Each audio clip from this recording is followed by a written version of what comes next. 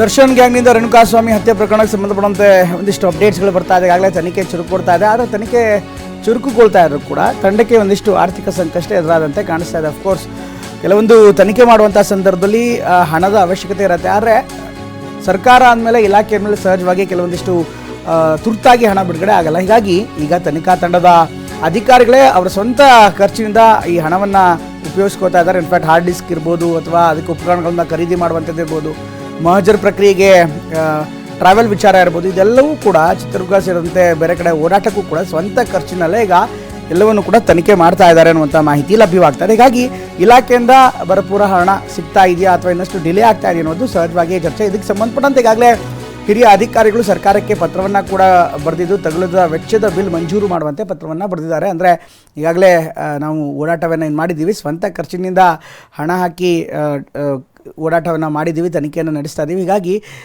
ಈ ಓಡಾಟದ ವೆಚ್ಚ ಸೇರಿದಂತೆ TAD ಏನಿರುತ್ತೆ ಅಥವಾ ಪೆಂಡಿಂಗ್ ಬಿಲ್ಸ್ ಏನಿರುತ್ತೆ ಆ ಹಣವನ್ನು ಕೊಡಿ ಅಂತ ಸರ್ಕಾರಕ್ಕೆ ಪತ್ರವನ್ನು ಬರೆದಿದ್ದಾರೆ. ಈ ಪ್ರಕರಣಕ್ಕೆ ಸಂಬಂಧಪಟ್ಟಂತೆ ಹೊಸ ಹೊಸ ಬೆಳವಣಿಗೆಗಳು ಒಂದು ಕಡೆ ಆಗ್ತಾ ಇದ್ದಾರೆ. ಒಂದು ಕಡೆಗೆ ತನಿಖೆ ಮಾಡುವಂಥ ಸಂದರ್ಭದಲ್ಲಿ ಸಹಜವಾಗಿ ತನಿಖಾ ತಂಡಕ್ಕೆ ಆರ್ಥಿಕ ನೆರವು ಬೇಕಾಗುತ್ತೆ. ಆದರೆ ಸರ್ಕಾರ ಅಂದಮೇಲೆ ಏಕಾಏಕಿ ಎಲ್ಲ ಹಣವೂ ಕೂಡ ಸಿಗಲ್ಲ. ಅದಕ್ಕೆ ಅದರದ್ದೇ ಆದಂಥ ರೂಪುರೇಷೆಗಳಿರುತ್ತೆ. ಅದೇ ರೀತಿ ಪ್ರಪೋಸಲ್ ಕೊಡಬೇಕಾಗತ್ತೆ.